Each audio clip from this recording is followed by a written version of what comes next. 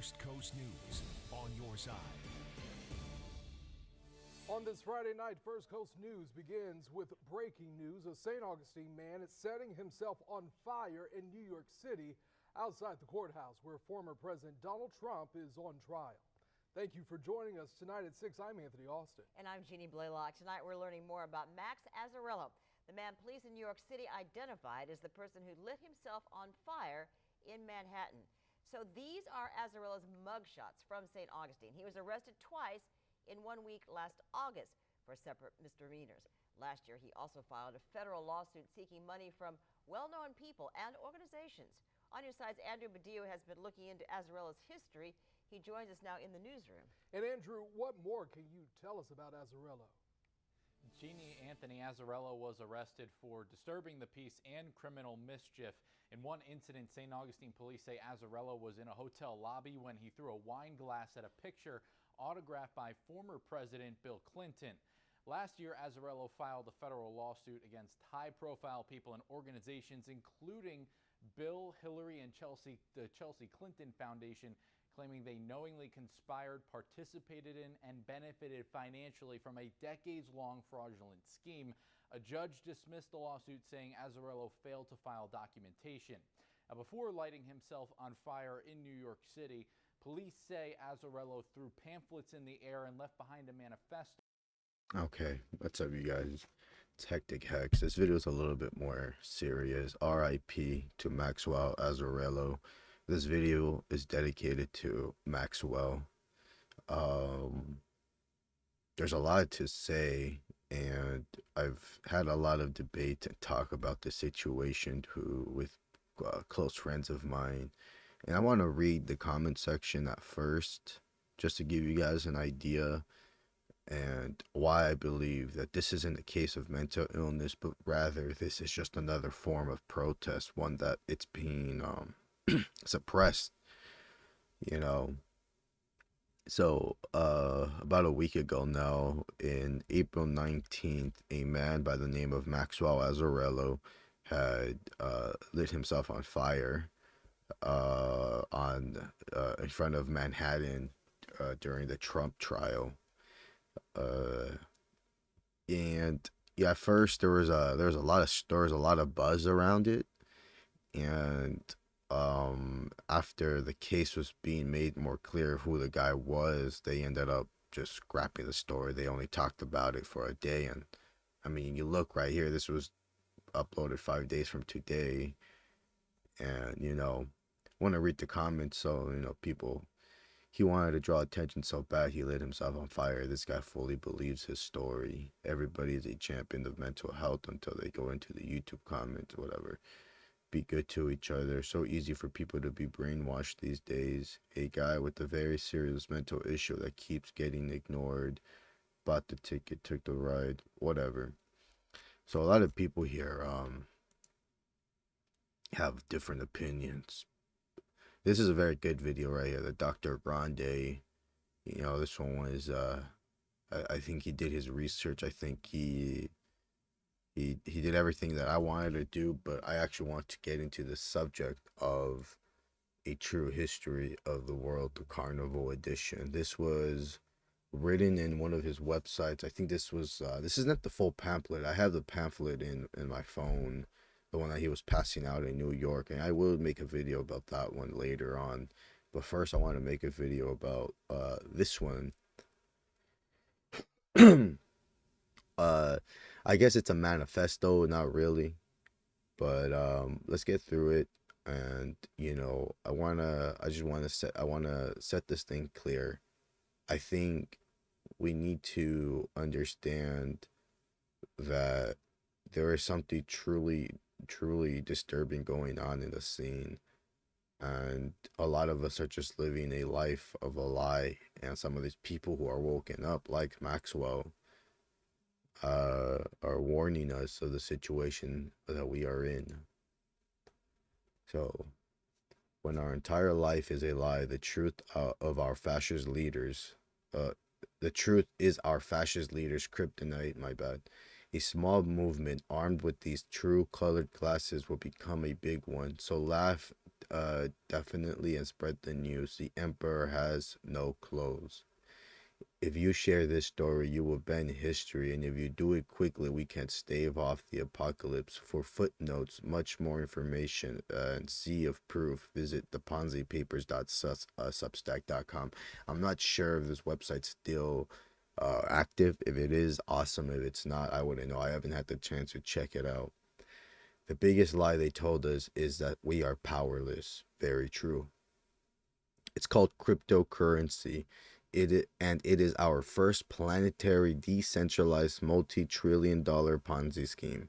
It was created largely out of Stanford, Harvard, and Silicon Valley, and it has full backing of the US government and many of its allies. The promise of a secure blockchain is a fiction. They built technology that allows them to secretly funnel stolen cash out of the crypto exchanges through their own companies and into their own pockets.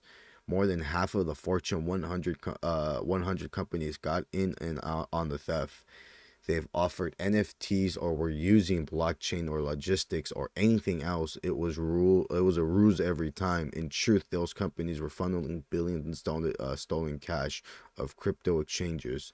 When the Ponzi scheme goes insolvent, as all Ponzi's must, it will take money of our largest companies with it and shatter the world economy on a scale nobody has ever seen.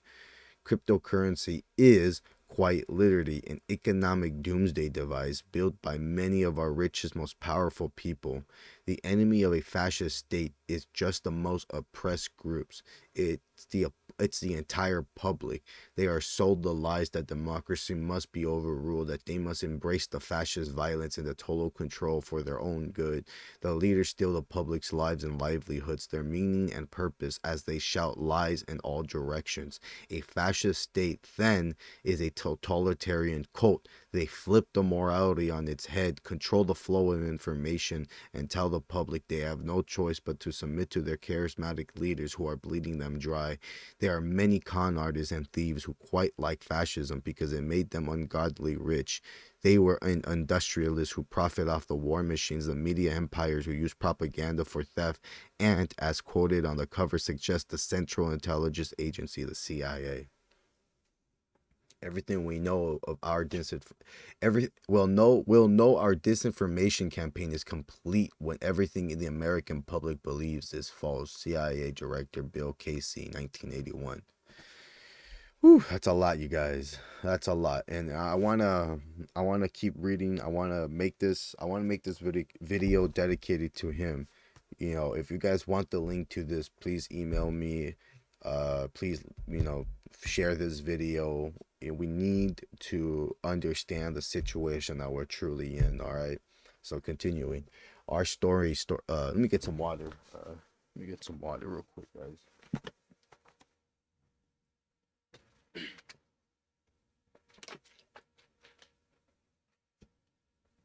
We're gonna make a little pause because I want to make this clear too. BlackRock, one of the largest asset managers in America.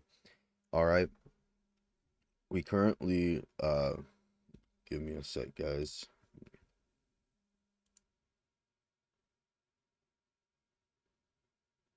Okay, can you guys hear me? I think it's, all right. So, my bad for the little pause. All right, so BlackRock asset manager. I want you guys to really look into the situation. There's 16 million vacant homes in America and 653,000 homeless people. We are being fucking screwed and lied to. Moving on. Our story starts with fascism, which is the government of con artists and thieves. Don't take my word for it. Here are Hitler's own words. The size of a lie is a definite factor in causing it to be believed, because the vast masses of a nation are more easily deceived, and they are consciously and intentionally bad. They would never credit others with the possibility of such great impudence as a complete reversal of facts. Adolf Hitler, 1923. It's a totalitarian lie, and fascist leaders knew it. They used propaganda to shout lies so loudly over and over again the masses believe them. They are your enemy, which is why they must give us all the power, the fascist lies. Look how rotten and violent your neighbors have become. We need a strong dictator to make things right, says a power-hungry fascist. World War II and the Holocaust showed the world just how horrific fascism was, slaughtering its own people in death camps and on battlefields. The rotting con of fascism was exposed, and the public wouldn't be so easily duped again. Hitler was defeated, but the vast networks of fascist war profiteers remained, and they yearned for total control. They knew the power of propaganda, so they hatched an evil plan. They wouldn't rush and they wouldn't sell it fascism. Instead, they would slowly, steadily poison culture as they divided the masses against each other and broke their collective spirit until the day they would shatter it all completely and throw their people into the wolves. And they would do it in the name of freedom. And now our doomsday clock to our doomsday device, from highway to hell to canned water, liquid death, we reveal the rotten truth of it all. We are a totalitarian doomsday cult, and our doomsday clock is about to strike midnight. After spinning us in circle and dazzling us with lies for so long, our own government is about to hit us with an apocalyptic fascist coup nearly a century in the making. This is our great reset, our new world order. Yank the rug from under the American dream, pull the plug on the internet, and throw us all into a violent state of emergency for the rest of our lives, so history's worst criminals can hold the control indefinitely. But when the public learns that they're victims of the worst con in human history, we get to defeat fascism forever. There is one theft tool that our fascist elites have embraced more than any other: the Ponzi scheme. In a Ponzi scheme, con artists use smoke and mirrors to pretend that a fake investment is a real one. It's been a favorite out of the Ivy schools and Silicon Valley. This network of criminals built so many Ponzi schemes they threw us into a recession, the dot-com bubble, all by design. They promised investors by the website to take it off, but they pocketed the money instead. The Great Recession, all planned. The product of a Ponzi factors our billionaires had built, fueled by things like offshore drilling and fake fanatic science breakthroughs like Jeffrey Epstein's program for evolutionary dynamics at Harvard and Elizabeth Holmes' Theranos at Stanford. And they build a Ponzi scheme orders of magnitude larger than any before. And then we got the internet and its revolutionary promise of free and open communication. Like the American dream before it, it seemed like a good deal, but our secret fascists held all the power. This became the greatest tool to achieve the CIA's disinformation campaign. They used the internet to create post-truth America. Through a steady monopolization of social media, they segmented the public into partisan bubbles. They addicted us to binge watching and doom scrolling, while they used influencers, algorithms, and troll farms to make sure we saw the same messages over and over again. We are hopeless, we are angry, we are divided, we are rotten, and we are doomed. They used memes to reduce our discourse so we would all repeat what they had given us. All we could do with the unprecedented new technology was mock the other tribes, embrace apathy, parrot nonsense conspiracy theories, and cathartic laugh at how awful the circumstances had become. This is fine, we said as the world burns around us.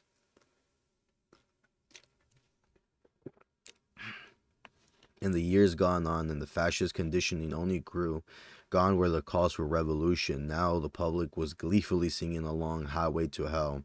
Punk and death metals preached doom, apathy, and hopeless nihilism. Gangster rap celebrated violence, hedonism, excesses, and MTV sold younger generations apathy, irony, and image.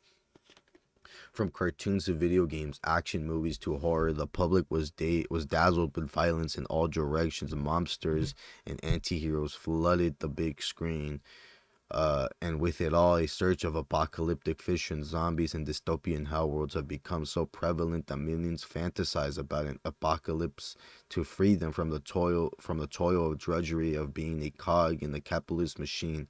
Like frogs in water coming to boil, the public didn't notice the rotting truth behind the illusion of freedom. Do you see what's behind the curtain yet? After the war, America flourished. The American dream was in full swing as millions joined the middle class, and it seemed like a good deal for men. You work hard, and you will have a house and a car, prosperity, security, and comfort. But with it came a message of existential fear and a favorite tool of fascists. In 1947, the public was introduced to the doomsday clock.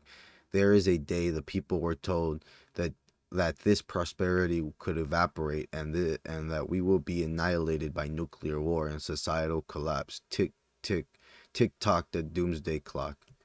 As they ravaged the counterculture movements with drugs and formed the popularized bands of their own to quell dissident. There was a Grateful Dead, as Jerry Garcia said, we're not thinking about any kind of struggles. We're not thinking about revolution or war or any of that. Stop with this radical thought and enjoy the ride, they insisted. There was the Doors, Jim Morrison, father of an admiral of the Gulf of Tonkin incident that kicked off the Vietnam War, and now the son preaches alienation and hopelessness with songs like People Are Strange and The End. There are the Beatles who scoffed at revolution, told us to fear the taxman and to fear us the taxman and that happiness is a warm gun. As the public cheered, they had no idea that the purpose of all was not to entertain, but to slowly steer them away from hope and activism and towards something much more sinister. In the 1960s, the U.S. government faced its biggest threat in modern history as dissident grew among the public. Atrocities of Vietnam War were on full display, and millions questioned why we were sending young men to kill and die in jungles on the other side of the world. The civil rights movement clamored for radical change as blacks and other minorities were excluded from promise of the American dream. The hippie movement brought the rejection of modern American thought as leaders and musicians preached pacifism, activism, and revolution. The government assassinated leaders, but they knew they couldn't. It wouldn't be enough. They couldn't just kill people. They needed to kill ideas. To stop the threat of united the public, they turned into the fascist leaders' greatest weapon: propaganda. That's a lot. That's a lot of reading, you guys. I hope you guys are reading along. Or you guys are stopping and reading this for yourself.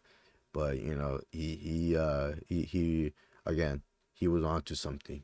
Meanwhile, the U.S. government engaged in a brutal act of psychological terror, the Manson family murders. The message to the public was loud and clear: lock your doors, the peace and love era is over. Hippies are deranged, murderous psychopaths. But the media never told the public that the Manson case was crawling with CIA operatives and cover-ups, that it was all the government's doing. Hollywood shared the same message, and the real Easy Riders, the hopeless, rotten hippies, have become morally bankrupt, and the film declared the era of counterculture was over. Unfortunately for the public, we believed them. The movements died because the government said they did. The long era of hopelessness began. Things escalated wildly in 1988 when the former CIA director George H.W. Bush became president, and now secret fascists have had the keys to the kingdom, and we haven't had a fair presidential election since. In the decades since, the angry partisanship between Democrats and Republicans was all a fascist charade to divide the public against itself, while they ramped up militarism, privatized industry, and gutted social safety nets. Bush, Clinton, Obama, Trump, Biden, these are all characters playing pretend like professional wrestlers. Meanwhile, poison fascist messaging flooded all the media. Daytime talk shows tell us how rotten and morally decayed we've become. Local news and shows like Cops Tell Criminals are lurking around every corner. Reality TV sells us hedonism, excess and interpersonal strife. Shows like Ancient Aliens misguide us with nonsense conspiracies, intentionally dumbing down the public so we don't realize that the financial criminals are steering the ship. When it comes to the media designed not just to entertain but to poison our culture, to lead us astray, it doesn't mean that every writer, producer, stagehand was in on it. So it's tough to ascribe individual blame, unless Stanley Kubrick, they admitted it. In 1964, the acclaimed director made Doctor Strangelove, How I Learned to Stop Worrying and Love the Bomb, a righteous comedy about a nuclear annihilation in the Cold War. Why did Kubrick make it? He told us right there. so that we would stop to worry and love the bomb. In 1971, Kubrick made A Clockwork Orange, a film of gruesome ultraviolence filled with laughs and cheer.